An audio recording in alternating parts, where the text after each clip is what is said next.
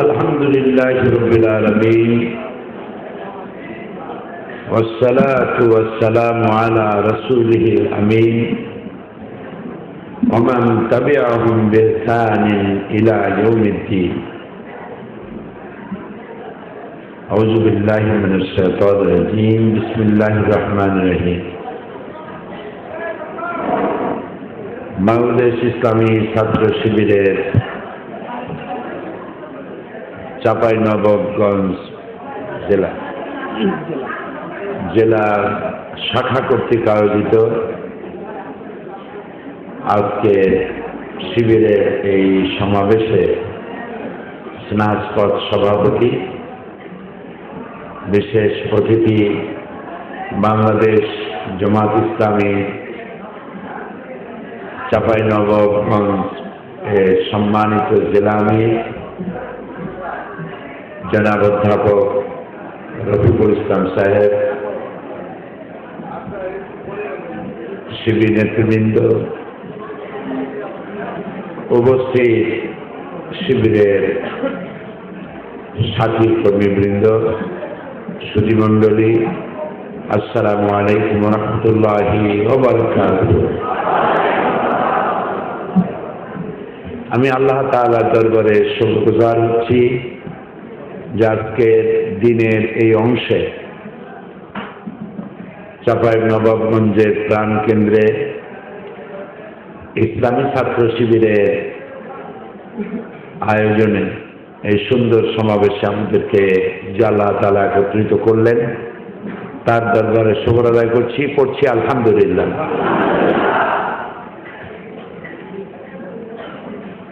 আমি সর্বপ্রথম বলে নিতে চাই যে আমরা যে দেশটিতে বাস করি এ দেশটি পৃথিবীর একটি অনন্য সুন্দর দেশ। এ দেশটি নাতিশীতোষ্ণ, এখানে শীতও কম গরমও কম। পৃথিবীতে এমন এমন অঞ্চল আছে যেখানে শীত পড়ে -40 ডিগ্রি। -40 ডিগ্রি হলে অবস্থাটা কি হয় সেটা অনুধাবন করার মতো ক্ষমতা তোমাদের নাই। আমি -20 ডিগ্রি পর্যন্ত আমি নিজে অনুভব করে আসছি কানাডায়। আমি যখন কানাডা সফর করি তখন সেখানে -20 ছিল। তো সেই হিসেবে আমাদের দেশে শীত খুবই কম। আল্লাহ তাআলার এটাও একটা, তার থেকে বড় ইনসাফগার তো আর কেউ নাই, আছে নাকি? তো শীত ওইসব দেশে আল্লাহ বেশি দিয়েছেন যারা শীতকে প্রোটেক্ট করার মতো আর্থিক ক্ষমতা রাখে। সেই সব এলাকায় শীত বেশি, এখানে গরিব মানুষ নাই। ওইখানে যে সমস্ত কুকুর আছে, সিংহ আছে, ব্যাঘ্র আছে, জঙ্গলে যেগুলি থাকে তাদেরকেও আল্লাহ ওই ধরনের তৈরি করেছেন যাতে শীতের অনুভূতিটা কম হয়। তাদের চামড়ার উপরে যে পশমগুলি, আমাদের দেশের কুকুরের গায়ের পশম ছোট ছোট ছোট না লম্বা লম্বা? চাঁপাইনবাবগঞ্জের অবস্থা কি? সারা দেশেই ছোট ছোট, কিন্তু ওখানে কুকুর, সিংহ, বাঘ, ভল্লুক সবগুলির পশম অনেক বড় বড়। একটা স্থায়ী কম্বল আল্লাহ ওর গায়ে চড়াই দিয়েছেন যাতে ওর শীত না লাগে। আবার যেখানে গরম, যেমন Kenya, Uganda, Rwanda, Zambia, south Africa, প্রচন্ড গরম। সে যে কত গরম তা তোমরা চিন্তাও করতে পারবে না। তো সেদিক থেকে আল্লাহ তাআলা আমাদের দেশটাকে নাতিশীতোষ্ণ অঞ্চল করেছেন, আলহামদুলিল্লাহ। এখানে গরম, এখানে শীত, গরিব মানুষ বেশি। এখানে যদি শীত বেশি হতো তাহলে মানুষ মরেই যেত শীতের চোটে। এটাকে প্রোটেকশন করার জন্য, প্রোটেক্ট করার মতো ক্ষমতা ছিল না। ওখানে মানুষের ঘর ছোট হলেও গ্রীষ্ম প্রধান দেশে ঘরগুলো ছোট হলেও এসি আছে, ভাঙ্গা হলেও এসি। এখানে তো এসি কেনার পয়সা নেই, চাল কিনবে কিনতে সেই পয়সাই নেই, এসি কিনবে কিনবে। যেদিক থেকে আল্লাহ তাআলা আমাদের দেশটাকে সুন্দর করেছেন, এটা কোনো পরিবেশগত দিক। অন্যদিক থেকে আমাদের দেশটি একটি অমিত সম্ভাবনাময় দেশ। এই দেশের মাটির উপরিভাগটা খুবই ফার্টাইল, অত্যন্ত উর্বর, যা লাগানো যায় তাই হয়। মানুষগুলি একটু অলস, যদি মাটি ব্যবহার করত তাহলে ফসল আরো জন্মাইতে পারত। আল্লাহ তাআলা মাটি দিয়েছেন ফসল জন্মাবার জন্যই। হযরত ওমর রাদিয়াল্লাহু তাআলা আনহুর জামানায় হযরত বেলালকে তিনি নোটিশ দিয়েছিলেন যে নবী করিম সাল্লাল্লাহু আলাইহি সাল্লামের সময় তোমাকে একখণ্ড জমিন দেওয়া হয়েছিল, সেই জমিনটা তুমি ফেলে রেখেছো। এটা যদি তুমি চাষাবাদ না করো তাহলে এটাকে গভর্নমেন্ট বাজেয়াপ্ত করবে, তুমি রাখতে পারবে না, জমিন চাষের জন্য। আমাদের দেশের লোকেরা জমিনকে 12 মাস বিভিন্ন জায়গায় চাষ করে না, এক ফসলি 2 ফসলি করে ফেলায় রাখছে। অথচ 12 মাস ফসল জন্মানো যায়, সেজন্য আলাদা টেকনিক, সায়েন্টিফিক প্রসেস গ্রহণ করলে সেটা করা যায়। কিন্তু এটা করবে কখন? মারামারি করি কুল পায় না নিজেরা, জমিনের ফসল করবে কখন? এই হলো দুরবস্থা। তো জমিনের উপরিভাগটা খুবই উর্বর। এরপরে রয়েছে জমিনের নিচের ভাগ। এই জমিনের নিচে আছে গ্যাস, তারপরে নবগঞ্জ গ্যাস আছে, আসে না এখন, রাজশাহী তো আসে না।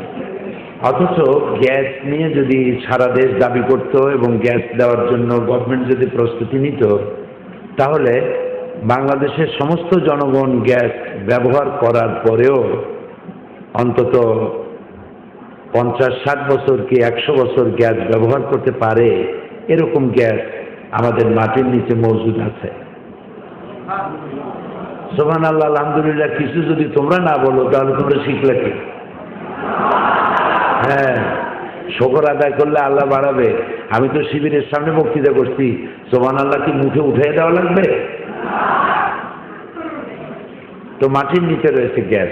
আরো আছে দিনাজপুরে বড় পুকুরিয়া যে কয়লার খনিটা আছে, এটা এশিয়া মহাদেশের মধ্যে সব থেকে বড় কয়লার খনি এবং সব থেকে শ্রেষ্ঠ উন্নত মানের কয়লার খনি। এত দামি কয়লা, এত উন্নত মানের কয়লা ইন্ডিয়াও নেই, পাকিস্তানেও নেই, অর্থাৎ এশিয়া মহাদেশে নেই। ভূতত্ত্ববিদরা বলেন কয়লার খনির নিচেই থাকে ডায়মন্ডের খনি। ডায়মন্ড কি? অসম্ভব নয় যে আমাদের দেশে হীরার খনিও আছে। এরপর আমাদের দেশের বঙ্গোপসাগরের যে এরিয়াটা আমাদের ভাগে আছে, এই এরিয়ার মধ্যে পেট্রোলের খনি সব থেকে বেশি। এই পেট্রোলগুলি অনুসন্ধান করে রিকভার করার জন্য, উঠাবার জন্য যে প্রচেষ্টা, যে টেকনোলজি প্রয়োজন, সেটাও নাই আমাদের কাছে। অনুসন্ধান করার জন্য যে প্রক্রিয়া প্রয়োজন, সেটাও জানা নেই, অথচ এই জিনিসগুলি আছে।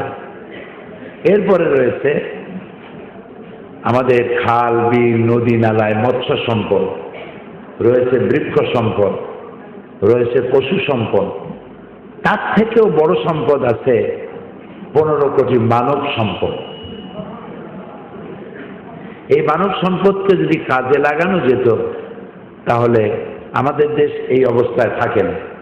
দ্বিতীয় বিশ্বযুদ্ধের পরে ব্যাংককে থাইল্যান্ডের অবস্থা কি ছিল, সাউথ কোরিয়া কি ছিল, জাপান কি ছিল, কোত্থেকে তারা কোথায় চলে গেল, মালয়েশিয়া কি ছিল, মালয়েশিয়ার মতো দেশকে এখন আমেরিকা হিসাব করে গণে। আমাদেরকে কেউ হিসাব করে না। আমাদের হিসাব করে আর আমাদেরকে আরো কত কমানো যায়, আমাদের আরো কিভাবে সেনাবাহিনীর অফিসারদেরকে সর্বনাশ করা যায়, কিভাবে বিডিআর সর্বনাশ করা যায়। এই জাতীয় সর্বনাশের জন্য অন্যদের নজর খুব বেশি আমাদের প্রতি। এই অবস্থায় আমাদের সব কিছু থাকতেও কিছুই নাই, এই যে একটা অবস্থা, এই অবস্থার উত্তরণ প্রয়োজন না প্রয়োজন নাই? এই দেশটাকে যদি বাঁচাতে চাই, 56,000 বর্গমাইলের এই দেশটাকে সুখী সমৃদ্ধশালী যদি করতে চাই, তাহলে প্রয়োজন সুনাগরিকের, সৎ নাগরিকের প্রয়োজন।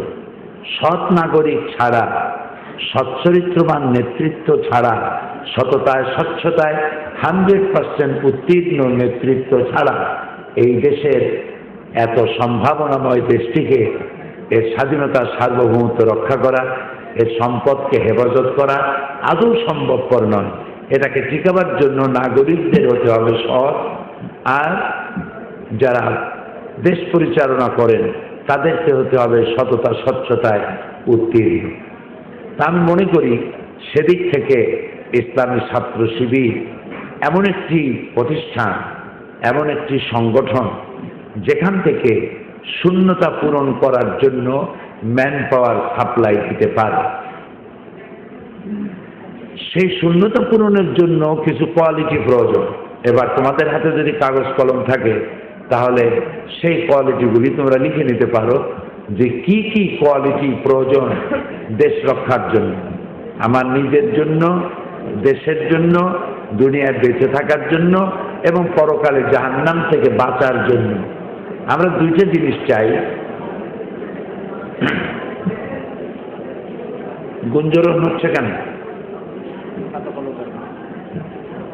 খাতা কলম তো আর আমি সাপ্লাই দিতে পারবো না, এটা তোমাদের আগে খেয়াল করা উচিত ছিল। এটা আগে ট্র্যাডিশন ছিল, বক্তৃতা শুনতে গেলে কাগজ কলম সাথে করে নিয়ে যাওয়া, এটা তোমাদের অভ্যাস হওয়া উচিত। তুমি আরেকজনের ধার করবা কেন? তুমি আর তোমার কাছে থাকলে আরেকজনকে ধার দিবা, এটাই হওয়া উচিত ছিল।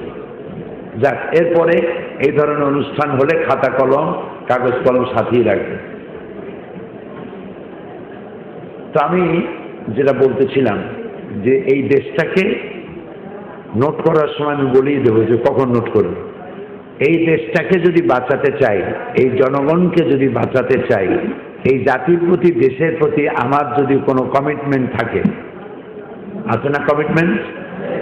যদি তা থাকে, আর দুনিয়ায় যদি আমি শান্তি পেতে চাই, আর কিয়ামতের জাহান্নাম থেকে যদি মুক্তি পেতে চাই, তাহলে আমার কি করা উচিত?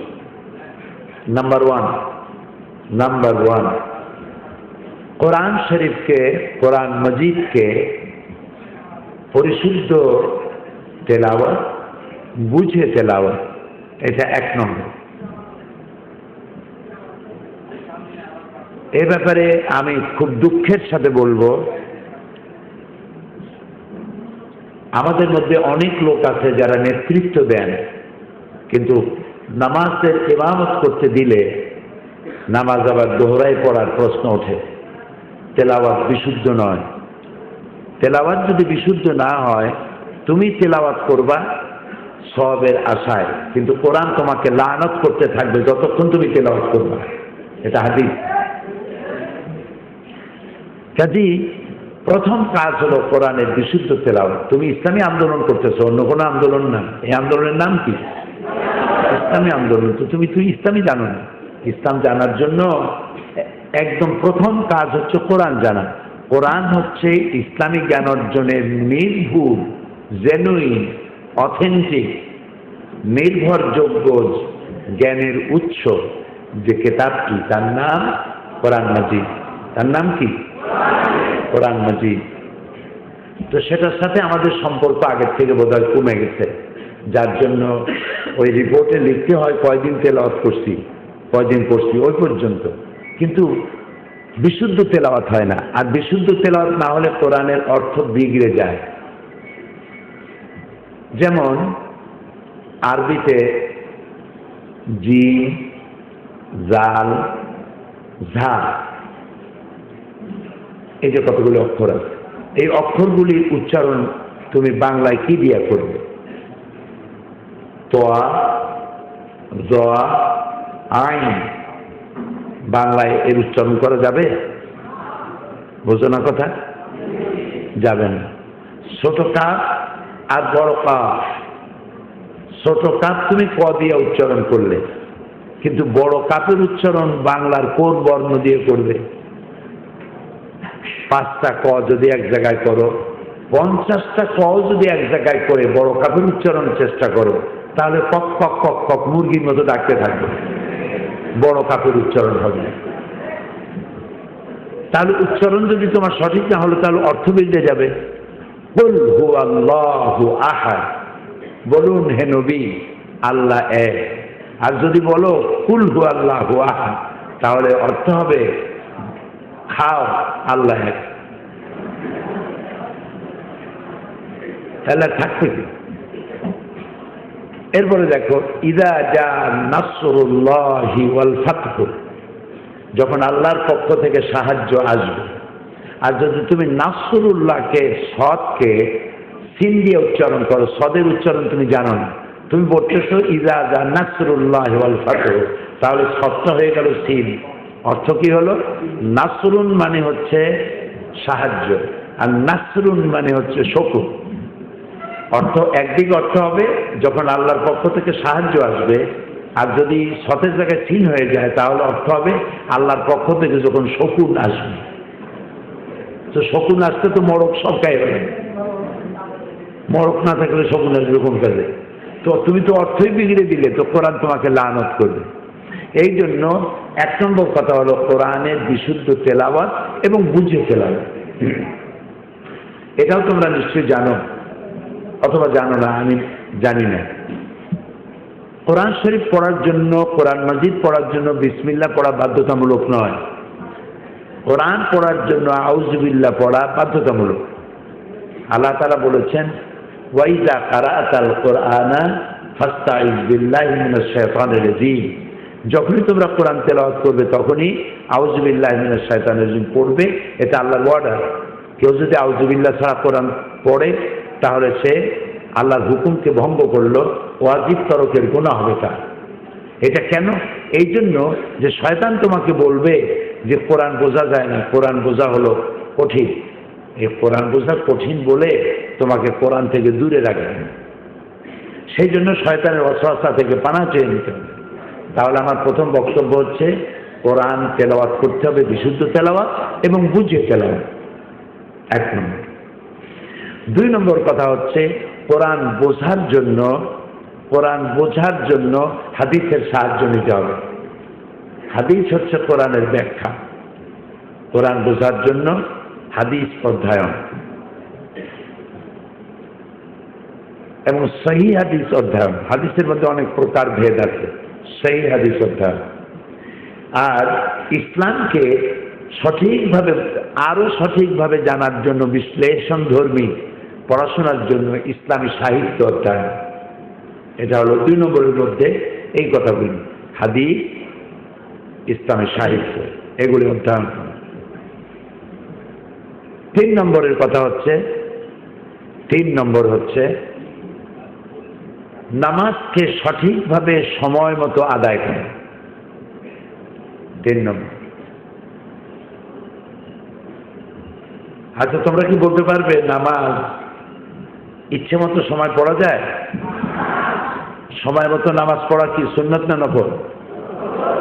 অক্ত মতো নামাজ পড়া কি ফরজ। তো নামাজ অক্ত মতো আদায় করতে হবে। আমার কাছে এমন রিপোর্ট আছে, টিসি চলতেছে, টিএস চলতেছে, গুরুত্বপূর্ণ পরামর্শ সভা চলতেছে, মসজিদে আজান হয়ে গেছে কিন্তু নামাজের জন্য বিরতি দেওয়া হচ্ছে না। মসজিদে নামাজ শেষ হয়ে গেছে, তখন এখান থেকে বলা হচ্ছে যে মসজিদে তো নামাজ হয়ে গেল, তো আমাদের তো খুব গুরুত্বপূর্ণ প্রোগ্রাম, পরে নামাজ পড়ব না, এটা শেষ করে পরে নামাজ পড়ব। তো পরে নামাজ পড়তে গেল, তখন দেখা গেল তাড়াতাড়ি করে কিছু গেল উজু করতে, কিছু গেল টয়লেটে, এদিকে নামাজ শুরু হয়ে গেছে। কেউ 2 রাকাত পাইলো, কি 3 রাকাত পাইলো, কেউ 1 রাকাত পাইলো, মাসবুক হয়ে গেল। তো তোমার যদি নামাজটাই না হলো, তাহলে তোমার আন্দোলনে তুমি কামিয়াব হইতে পারবে না, জিন্দেগিতে কিয়ামত পর্যন্ত কামিয়াব হতে পারবে না। ইবাদতের মধ্যে, আনুষ্ঠানিক ইবাদতের মধ্যে শ্রেষ্ঠ ইবাদতের নাম সালাত, নামাজ। এটা সময় মতো আদায় করতে হবে। সবাই মনে রাখবে, নেতা কর্মী সকলকে মনে রাখতে হবে, মসজিদে আজান হয়ে গেছে, তোমার যত বড় গুরুত্বপূর্ণ পরামর্শ সভা হোক, যত বড় গুরুত্বপূর্ণ টিভি হোক, টিএস হোক, তক্ষণই বিরতি দিতে হবে। পার্শ্ববর্তী মসজিদে চলে যাবে, জামাতে নামাজ আদায় করবে, নামাজ আদায় করে আবার আসো, আবার কথাবার্তা শুরু করে দাও। তোমার আন্দোলনে, তোমার পরামর্শে আল্লাহ বরকত দিয়ে দিবে, আল্লাহ খুশি হবে। জিহাদের ময়দানেও কিন্তু নামাজ মাফ হয় নাই। উঠে পিঠে বসে পড়ো, ঘোড়ার পিঠে বসে পড়ো, দাঁড়ায় পড়ো, বসে পড়ো, যেমনে পড়ো, ইশারায় পড়ো, নামাজ আদায় করতে হবে। সমুদ্রের মধ্যে পড়ে গেছে, যে নামাজের রক্ত হয়েছে, ঢেউয়ের তালে তালে জীবন আছে, ঢেউয়ের তালে তালে নামাজ পড়ো, ইশারায় পড়ো। আল্লাহ দিন ইয়াজকুরুন আল্লাহ কিয়ামান ওয়া কুউদান ওয়া আলা জুনুবিহিম, দাঁড়ায়া বসে যেমনে পারো। পুরুষের জন্য কোনো অবস্থাতে নামাজ মাপ নাই, হয় পাগল হবে না হয় বেহুশ হবে।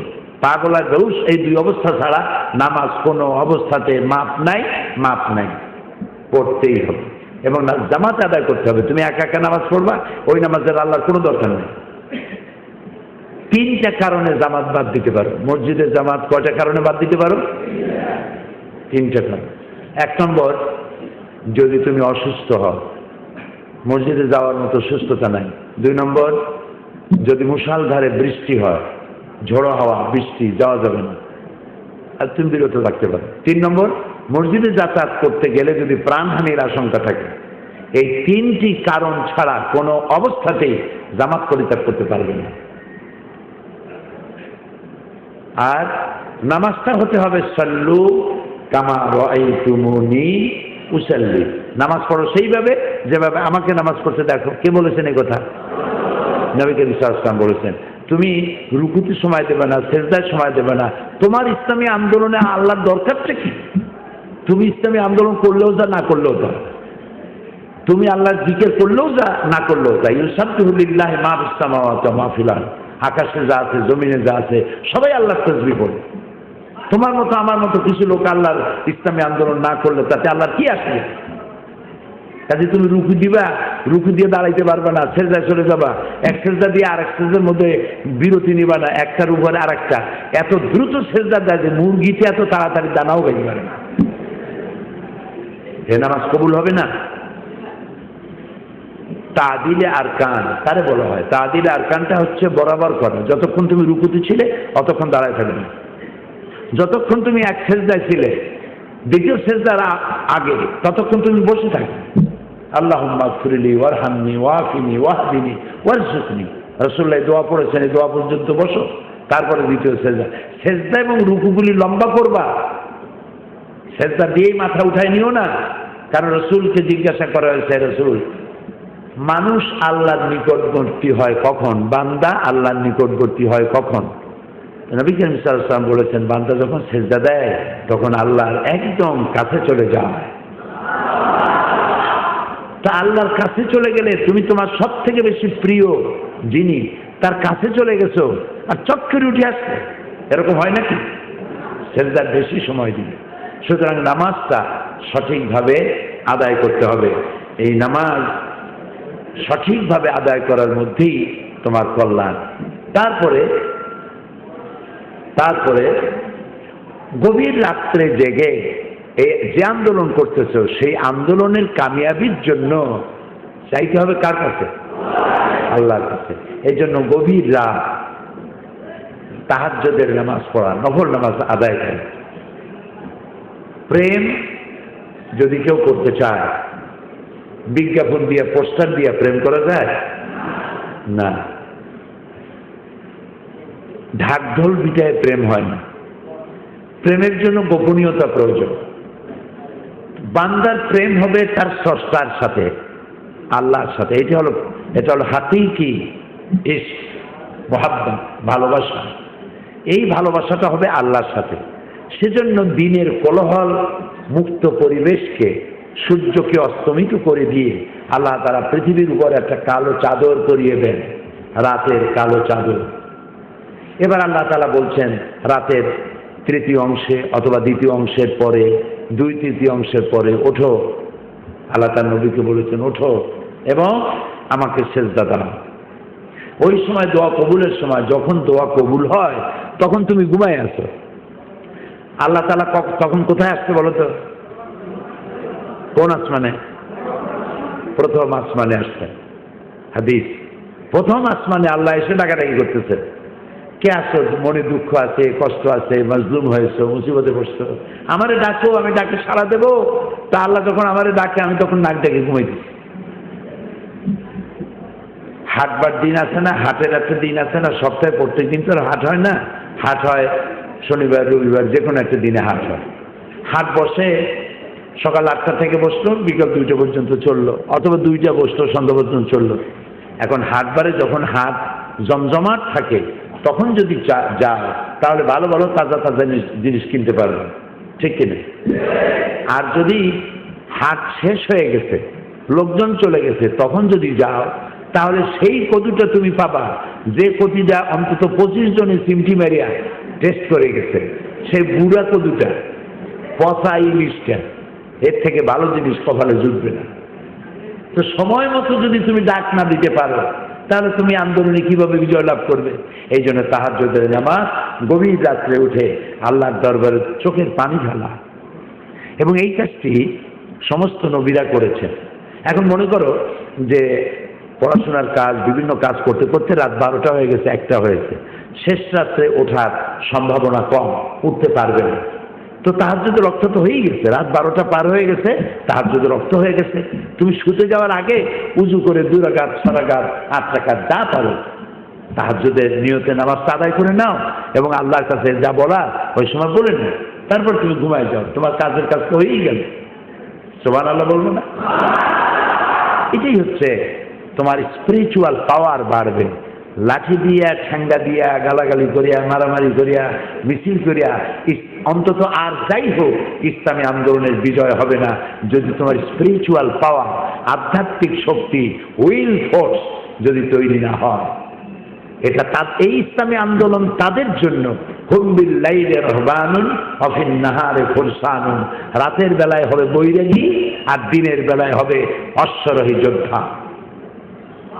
যার দিনকে কায়েম করতে চাই তার সাথে আমার সম্পর্ক নাই, এটা কোনো দরকার নেই। ইসলামী আন্দোলনও করবা আর টাকনুর নিচে প্যান্টও পরবা, এটা দরকার নেই। আছে না এরকম? ইসলামী আন্দোলন করতেছে, প্যান্ট করতেছে টাকনুর নিচে। হাদিস জানো, রাসূল করিম সাল্লাল্লাহু আলাইহি ওয়াসাল্লাম বলেছেন, যে ব্যক্তি টাকনুর নিচে প্যান্ট, কাপড়, প্যান্ট হোক, পাজামা হোক, লুঙ্গি হোক, টাকনুর নিচে যে পড়বে, কিয়ামতের দিন আল্লাহ রাব্বুল আলামিন তার দিকে রহমতের দৃষ্টিতে তাকাবেন না। তো আল্লাহ আমার দিকে তাকাবেনই না, তাহলে আমি কি করলাম দুনিয়ায় বসে? আমার লাভটা কি আন্দোলন করে? আমি তো নিজেকে ইসলাহ করতে পারছি না। আমি যদি নিজেকে আল্লাহর মনোপুত বান্দা হিসেবে তৈরি করতে না পারি, পদে পদে নাফরমানি করি, তাহলে আল্লাহ তো মঞ্জুর করবেন না। সেই জন্য স্পিরিচুয়াল পাওয়ার, এটাকে আধ্যাত্মিক শক্তি, রুহানি শক্তিকে বৃদ্ধি করতে হবে, তাহলেই এই আন্দোলনে বিজয় আসবে। এরপরে আরেকটি জিনিস, সেটার নাম হলো সবর। দেখো, আরেকটা হলো সবর, ধৈর্য। এই ধৈর্য কথাটা, সবর কথাটি কোরআন শরীফে ইমাম গাজ্জালী রহমতুল্লাহ আলাইহি বলেছেন, সবর শব্দটি কোরআন শরীফে এসছে 70 বার। এবার ইবনে কাইয়্যিম রহমতুল্লাহ আলাইহি বলেছেন, সবর শব্দটি ডাইরেক্ট অর ইনডাইরেক্ট শব্দে আল্লাহ ব্যবহার করেছেন অন্তত 90 বার। রাসূলুল্লাহকে আল্লাহ তাআলা সবর ইখতিয়ার করতে বলেছেন। সুতরাং কোনো অবস্থাতেই অধৈর্য হওয়া যাবে না, হতাশ হওয়া যাবে না। উত্তর গগনে কালো মেঘ যত পঞ্জীভূত হোক, যতই মনে করা হোক শেষ হয়ে গেলাম, শেষ হয়ে যাবে সব, এভাবে অধৈর্য হওয়া যাবে না। হযরতে আলী রাদিয়াল্লাহু তাআলা আনহু বলেছেন, বিপদ যতই ঘনীভূত হোক, বিপদ যতই ঘনীভূত হোক, তা কখনো চিরস্থায়ী হয় না, কখনো চিরস্থায়ী হয় না। সেই জন্য ভয় পাওয়ার, হতাশ হওয়ার কোনো কারণ নাই। ষড়যন্ত্র অতীতেও ছিল, এখনো। কোরআন শরীফের সূরা ইব্রাহিমের 142 নম্বর আয়াতটা খুঁজে দেখো, ওখানে আল্লাহ তাআলা বলেছেন, ওয়াকাদ মাকারু মাকরাহু, ওরা একটা ষড়যন্ত্র করেছিল। ওরা মানে কারা? হ্যাঁ, বুঝে ফেলেছ। আল্লাহ তাআলা বলছেন ওরা একটা ষড়যন্ত্র করেছিল। সেই ষড়যন্ত্র কি তা আল্লাহর কাছে লিপিবদ্ধ ছিল। আল্লাহ তা জানতেন ষড়যন্ত্রটা তারা কিভাবে করবে। ওয়াইন কানা মাকরুহুম লিতাজুলা মিনহুল জিবাল, যদিও সে ষড়যন্ত্রটা এমন ছিল যে ষড়যন্ত্র দিয়ে পাহাড় পর্যন্ত তলায় ডলে যেতে পারত, পাহাড় ঢলে পড়ে যেত। এত বড় ষড়যন্ত্র, পাহাড় চলে যাওয়ার মতো ষড়যন্ত্র। আল্লাহ তাআলা বলছেন, হে নবী, কে বলছে? আল্লাহ বলছেন, হে নবী, আপনি এটা আদৌ মনে করবেন না যে আল্লাহ তাআলা তার রাসূলকে দেওয়া ওয়াদাকে ভঙ্গ করবেন। ইন্নাল্লাহ আজিজুন যুনতিকাম, আল্লাহ ওই ষড়যন্ত্রকারীদেরকে দেখছেন। আল্লাহ মহাপ্রতাপশালী, পরাক্রমশালী এবং প্রচন্ড প্রতিশোধ গ্রহণকারী। আল্লাহ যদি ধরেন তার পাকড়াও থেকে বেরিয়ে যাওয়ার উপায় কারণ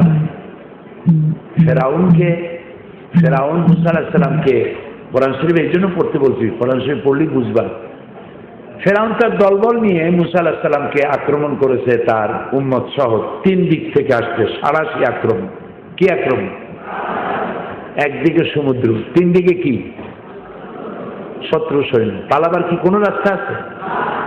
সাথীরা বলছেন, ইয়া মুসা, হে মুসা, ইন্না লামুদরাকুন, আমরা তো পাকড়াও হয়ে গেছি, পালাবার তো কোনো পথ নাই। মুসা আলাইহিস সালাম আল্লাহর কি নবী, কালিমুল্লাহ, আল্লাহ তার সাথে কথা বলেছেন।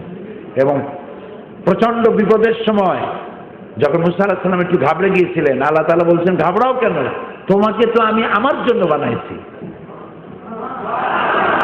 চিন্তা করতে পারো? আল্লাহ তাআলা বলছেন, মুসা ঘাবড়াও কেন, তোমারে তো বানাইছি আমি আমার জন্য। সুবহানাল্লাহ। আসমাউ ওয়া আরা, আমি শুনছি এবং আমি দেখে নেব। তা আল্লাহ যদি বলেন দেখে নেব, তাহলে থাকে কিছু? উম্মতরা বলছে, আমরা তো পাকড়া হয়ে গেছি, 3 দিকে শত্রু, একদিকে সমুদ্র, পালাবো কই? পালাবার তো রাস্তা নাই। মুসা আলাইহিস সালাম বলছেন, কাল্লা কাল্লা, কখনোই নয়, রব্বি সায়াহদিন, আল্লাহ তাআলা অবশ্যই আমাকে পথ দেখাবে। পরীক্ষায় ফেল করছে না পাস করছে? আল্লাহ তাআলা বললেন, তোমার হাতে যে লাঠি আছে না, দরিয়ায় বাড়ি মারো। দরিয়ায় বাড়ি মারলেন, বাড়ি মারার সাথে সাথে দরিয়া ভাগ হয়ে গেল, রাস্তা তৈরি হয়ে গেল, পাহাড়ের মতো করে পানি শক্ত হয়ে দাঁড়ায় গেল। কাত্তাউদিল আজিম, শক্ত পাহাড়ের মতো দাঁড়ায় গেল পানি। বুঝতে পারতেছো কথা? রাস্তা তৈরি হয়ে গেল, মুসা আলাইহিস সালাম পার হয়ে গেল। আল্লাহ তার নবীকে, তার দলবলকে পার করে দিলেন, আর যারা শাস্তি দেওয়ার দরকার তারা শাস্তি দিয়েই দিলেন।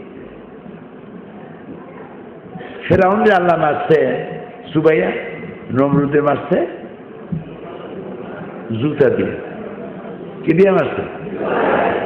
সেই জুতা আছে না নাই?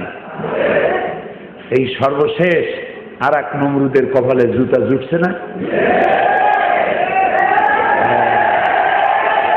এই জুতার দাম এখন অনেক বেড়ে গেছে। কাজে কোনো অবস্থাতে ঘাবড়ানো যাবে না, কোনো অবস্থাতে ঘাবড়ানো যাবে না। লা তাকনাতু মির রাহমাতিল্লাহ, আমার রহমত থেকে নিরাশ হয়ে যেও না। সুবহানাল্লাহ। তো আল্লাহর উপর ভরসা করতে হবে। এরপরে কয় নম্বর বলছি?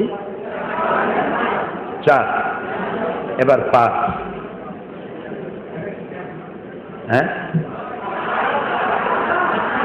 তাহলে বলছি 4টে বলেছি, 5 নম্বর। ইখতিলাফ তো সব জায়গায় আছে, কেন? আচ্ছা, এবার 4 নম্বর লেখো বা 5 নম্বর লেখো, যেটা তোমার নাম্বারে মেলে ওইটাই লেখো। শত্রুরা হুঁশিয়ার, সাবধান, এগুলি বলতে পারবে। এই স্লোগান আর দিবা না। ইসলামের শত্রুরা হুঁশিয়ার, সাবধান, এই স্লোগান আর দিবা না।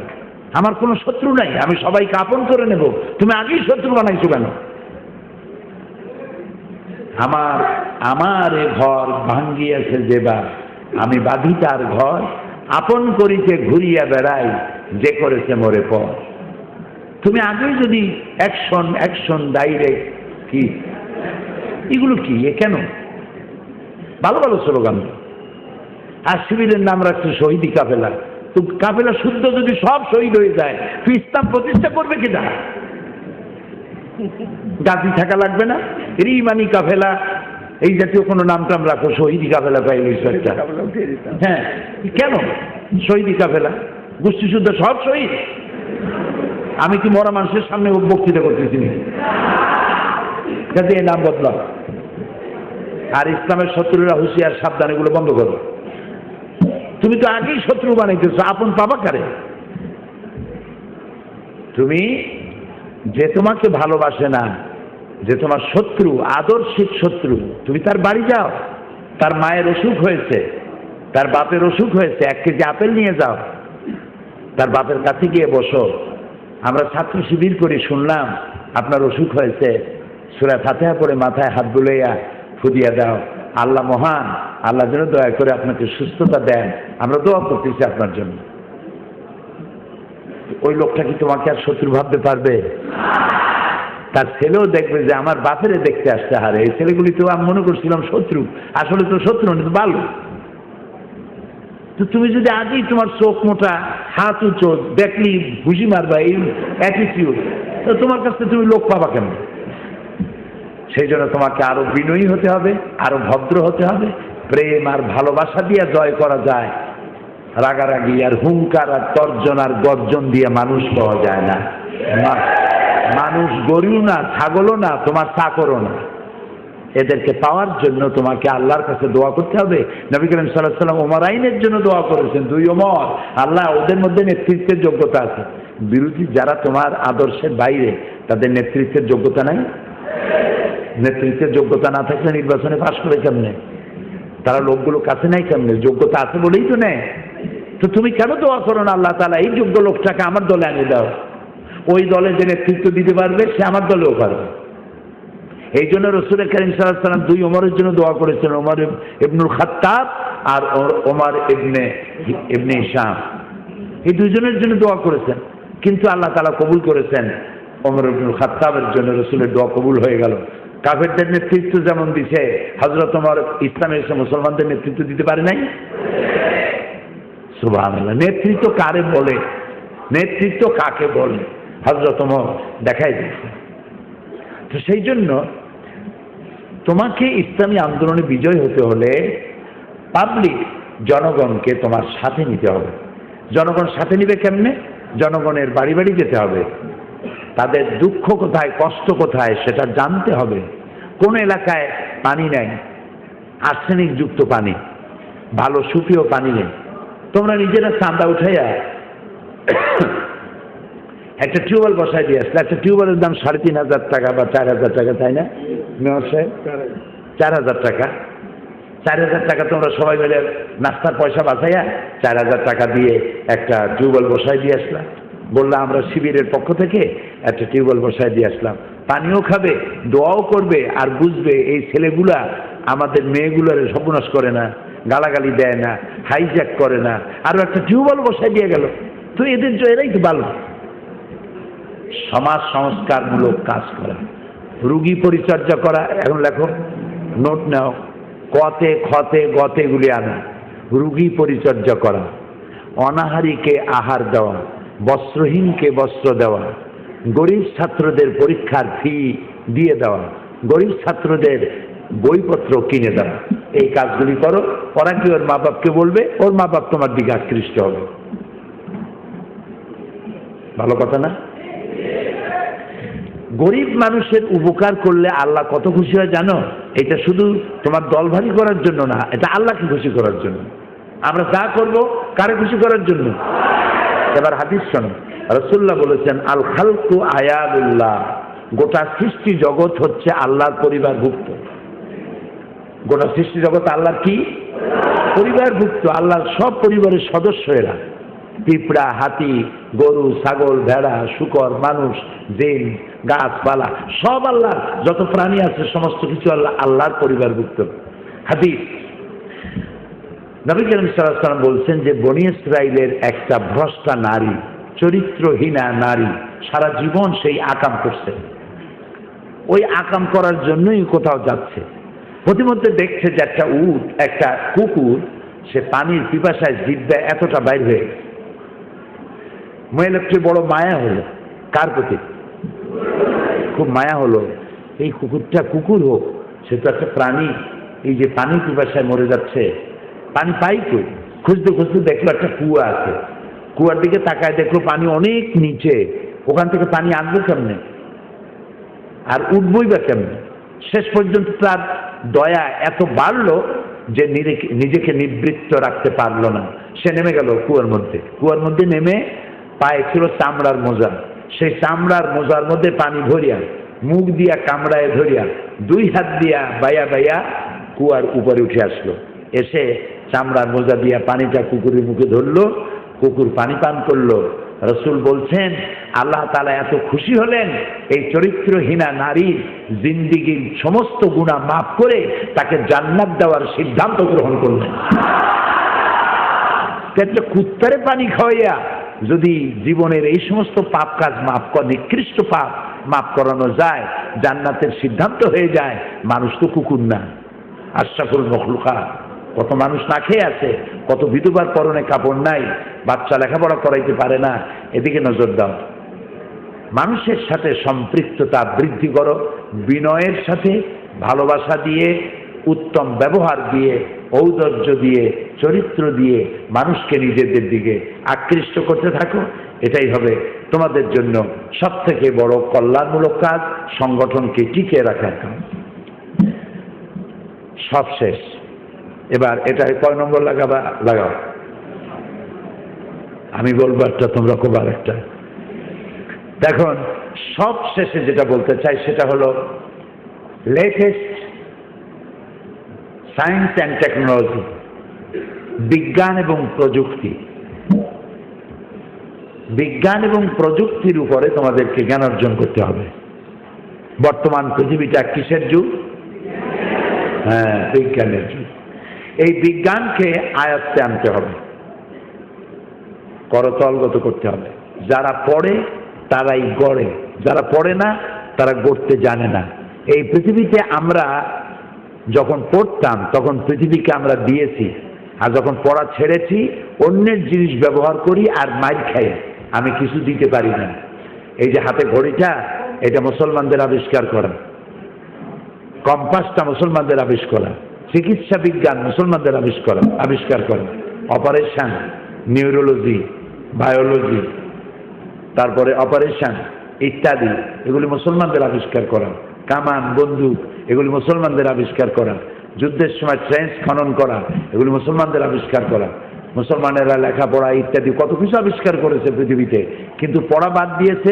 বিগত, শুনতেছ কথা, বিগত 100 বছরের মধ্যে মুসলমানেরা এমন কোন জিনিসটি তৈরি করেছে, উদ্ভব করেছে, আবিষ্কার করেছে যা দিয়ে বিশ্ব মানবতার কল্যাণ হয়েছে, এরকম একটা জিনিসের নাম কি বলতে পারবা? করেনি। প্রত্যেকের হাতে হাতে মোবাইল, ইহুদিদের তৈরি করা। যা কিছু মডার্ন আমরা ব্যবহার করছি, লেটেস্ট টেকনোলজি, এসব কিছু বিধর্মীদের তৈরি করা, আমরা কিছু তৈরি করতে পারছি না। কেন? পড়াশোনা বাদ দিয়েছি সেই জন্য। যাই হোক, এখন তোমাদের কাজ হচ্ছে এই বিজ্ঞান এবং প্রযুক্তির মধ্যে ঢুকে পড়া। কম্পিউটার থাকতে হবে প্রত্যেক ছাত্র শিবিরের প্রতিটি সাথী সদস্যের নিজস্ব কম্পিউটার থাকতে হবে। তোমাদের কম্পিউটার, নিজস্ব কম্পিউটার কয়জনের আছে দেখি তো একটু হাত? 1 2 3 4 5 6 7 8 9 10, আর বাইরে আছে কিনা জানি না। 10টা কম্পিউটার পেলাম, হাত নামান। আচ্ছা, কম্পিউটার নিজের নাই কিন্তু কম্পিউটার চালাইতে পারো, এরকম কয়জন দেখি হাত? এবার কিছু বেশি উঠছে। আচ্ছা ঠিক আছে, হাত নামান। আমি চাই তোমাদের প্রত্যেকের এক একটা কম্পিউটার হোক। এই কম্পিউটারের দাম খুব বেশি না, 25-30 হাজার টাকা দাম। তা একটা কম্পিউটার কেনার জন্য, বেশি না বলছি বলে ছাত্র তো এই জন্য মনে করলো যে 25-30 হাজার, তাও বেশি না। আচ্ছা, এটা কেনার মতো পয়সা আমি তোমাদের ব্যবস্থা করতেছি।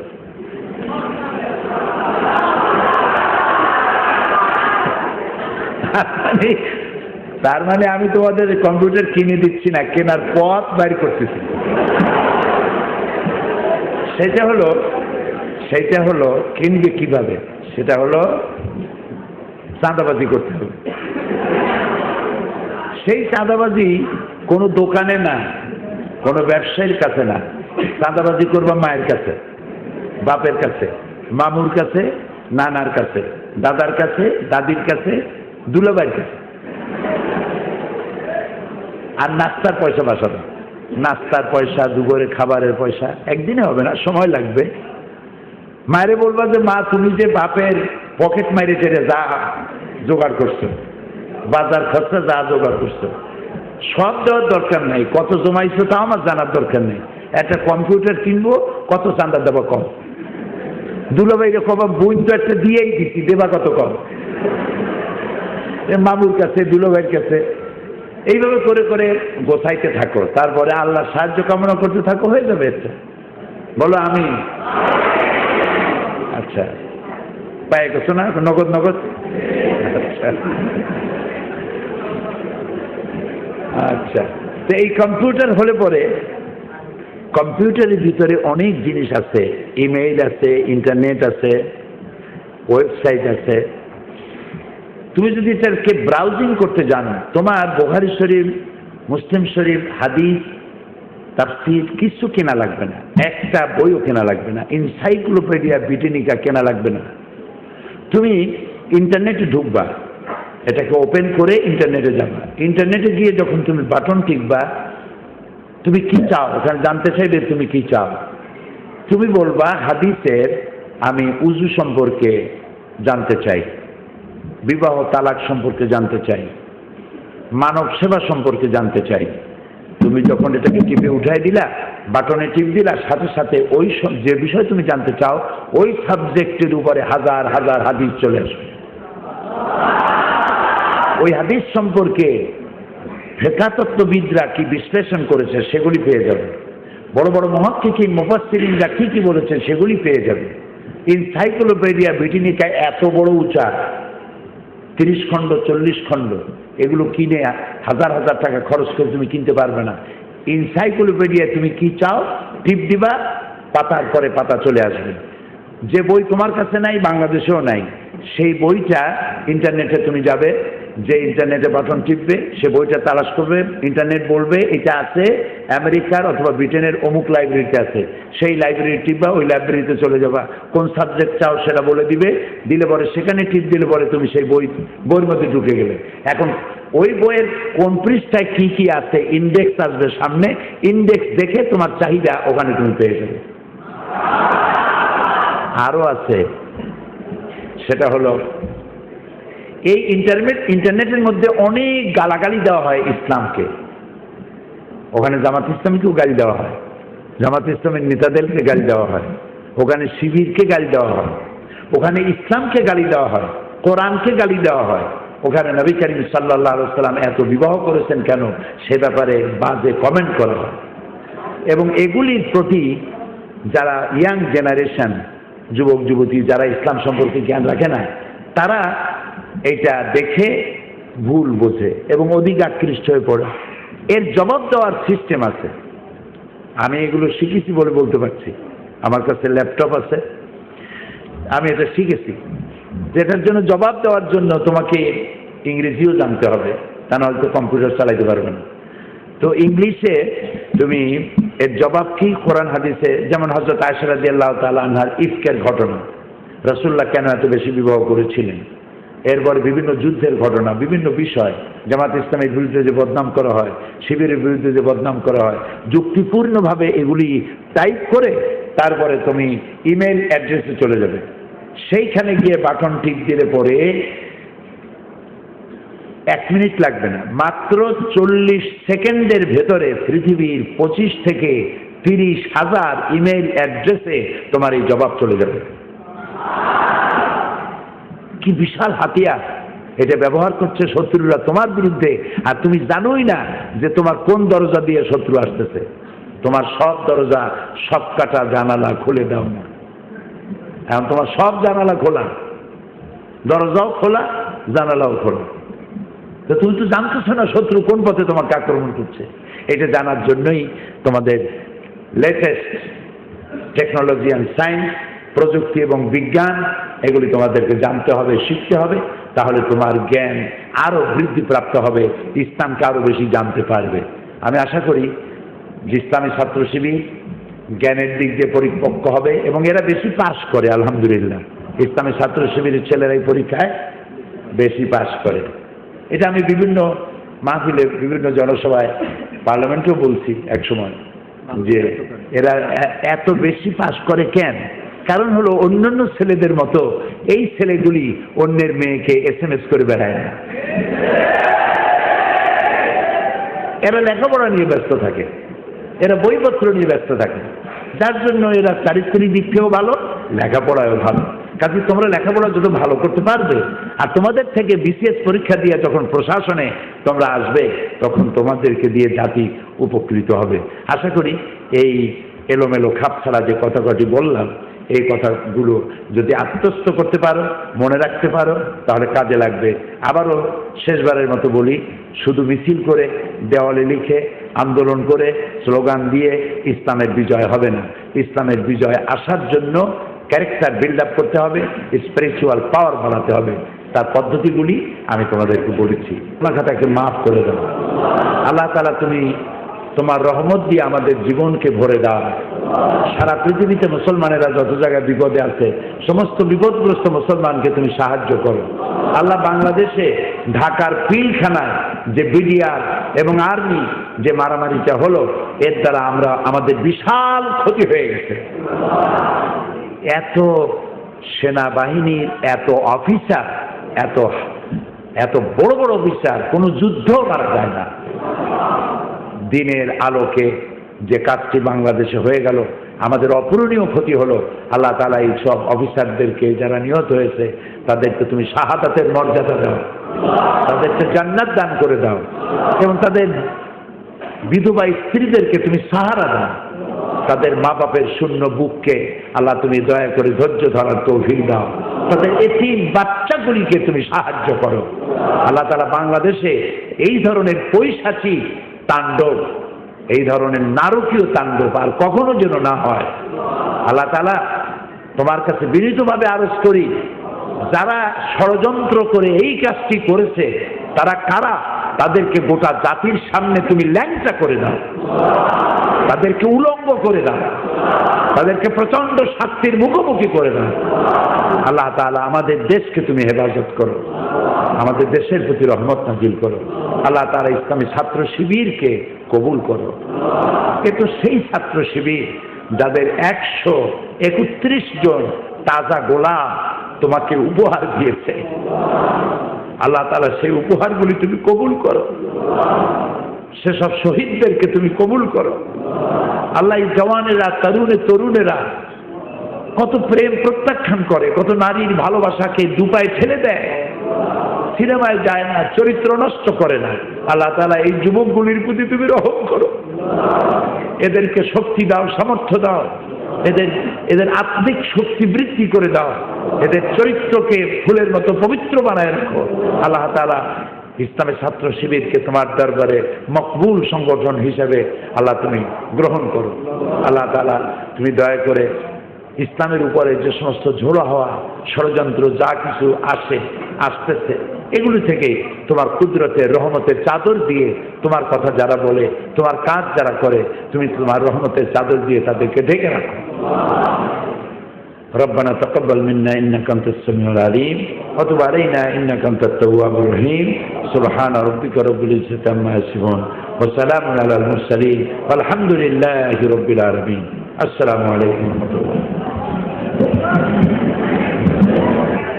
বাংলাদেশ জামাত ইসলামী চাঁপাইনবাবগঞ্জ জেলার কর্ম পরিষদ সদস্য শ্রদ্ধাভাজন মাওলানা আসিফুল আলী, শ্রদ্ধাভাজন মাওলানা আসিফুল আলী।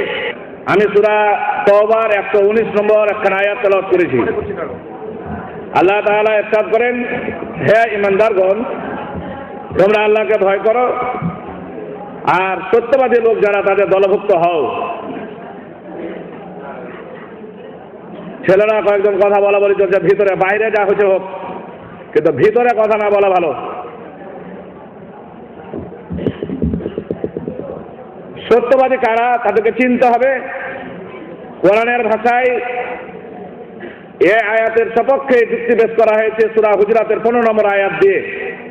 তাফসীরে কাশফের মধ্যে বলা হয়েছে মান হুমুস সাদিকুন, সত্যবাদী কারা, তার উত্তর দেওয়া হয়েছে ইন্নামাল মুমিনুনা আল্লাযীনা আমানু বিল্লাহি ওয়া রাসূলিহি সুম্মা লাম ইয়ারতাবু ওয়া জাহাদু বিআমওয়ালিহিম ওয়া আনফুসিহিম ফি সাবিলিল্লাহ উলাইকা হুমুস সাদিকুন। বাংলাদেশ জামাত ইসলামী চাঁপাইনবাবগঞ্জ জেলার কর্ম পরিষদ সদস্য, চাঁপাইনবাবগঞ্জ ক্রীড়া সংস্থার সম্মানিত সহ সভাপতি শ্রদ্ধাভাজন অ্যাডভোকেট মোহাম্মদ ইসহাক, শ্রদ্ধাভাজন অ্যাডভোকেট মোহাম্মদ ইসহাক। সার্বভৌমত্বকে রক্ষা করতে পারে, অন্যরা নয়। আজকে যখন আমাদের জেগে ওঠা ভূমিতে ভারতের পতাকা পথ করে উড়ে, তখন চেতনায় ঠেস লাগে না। আজকে বিএসএফেরা আমাদেরকে, আমাদের লোকজনকে পাখির মতো হত্যা করে, তারপরেও কোনো ঠেস লাগে না চেতনায়। বাংলাদেশ জামাত ইসলামী চাঁপাইনবাবগঞ্জ জেলার সম্মানিত নায়েবে আমির শ্রদ্ধাভাজন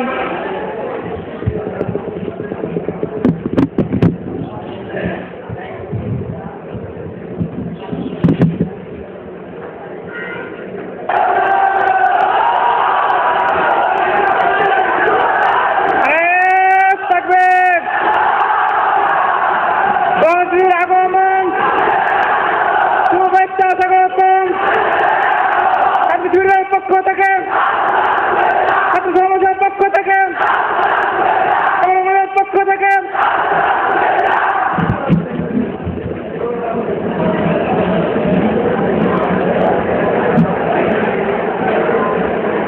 সম্মানিত ছাত্র ভাইরা ইতিমধ্যে আমাদের মাঝে উপস্থিত হয়েছেন। আজকের প্রোগ্রামের প্রধান আকর্ষণ, আজকের প্রোগ্রামের প্রধান অতিথি বিশ্ব ইসলামী আন্দোলনের প্রধান সাবেক জাতীয় সংসদ সদস্য আল্লামা দেলোয়ার হোসেন সাহেব। এখন প্রধান অতিথিকে বরণ করছেন শহীদুল কাফেলা বাংলাদেশ ইসলামী ছাত্র শিবির চাঁপাইনবাবগঞ্জ শাখার সম্মানিত সভাপতি শ্রদ্ধাভাজন সাইফুল ইসলাম সুমন।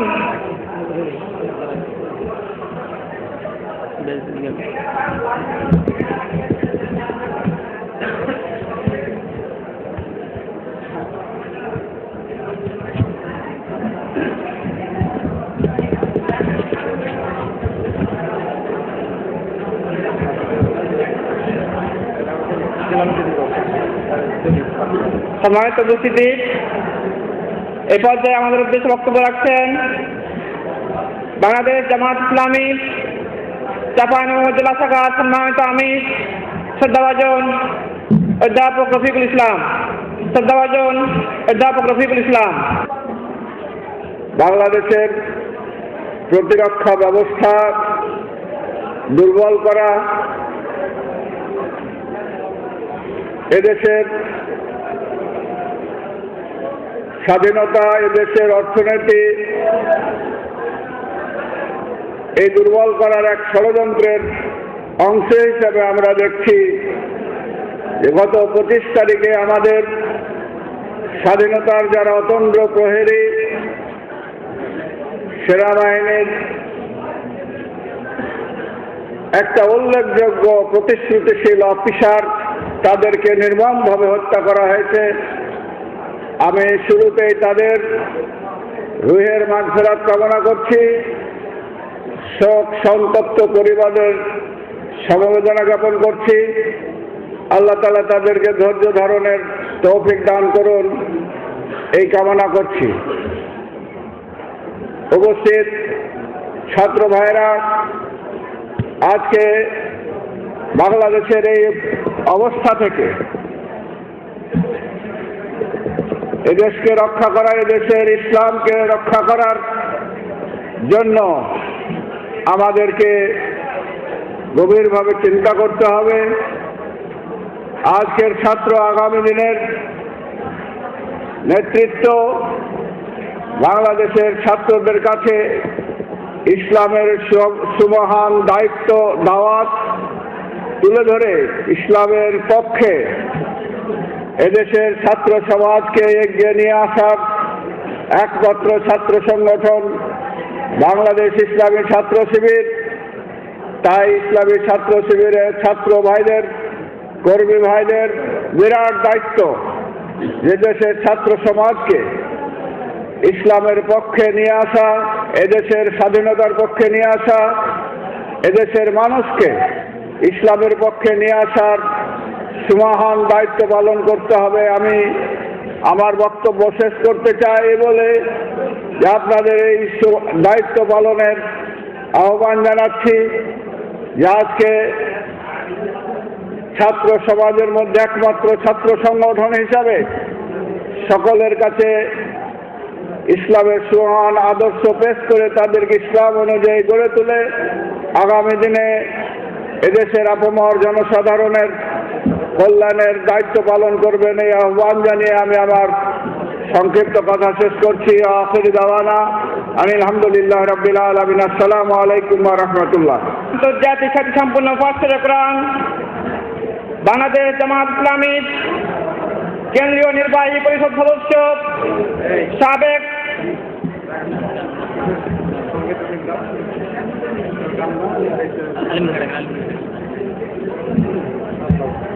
সম্মানিত উপস্থিতি, এ পর্যায়ে একটি ইসলামী সঙ্গীত পরিবেশন করছেন অভিযাত্রী শিল্পী গোষ্ঠীর সহকারী পরিচালক হাফেজ আব্দুল আলী। পরে যাচ্ছে যে মাস, দিনের পথে চলছে যারা, হচ্ছে তারা লাশ। ক্যালেন্ডারে উল্টে পাতা, মাসের পরে যাচ্ছে যে মাস, দিনের পথে চলছে তারা, হচ্ছে তারা লাশ। এভাবে চলতে দেয়া যায় না, কোথায় গেলি ওরে খোদার সেনা, ছুটে আয়, ছুটে আয়, ছুটে আয়, ছুটে আয়। হায় নারা হানছে তো বলবারে বার, ধৈর্যের সীমানাটা করছে যে পার।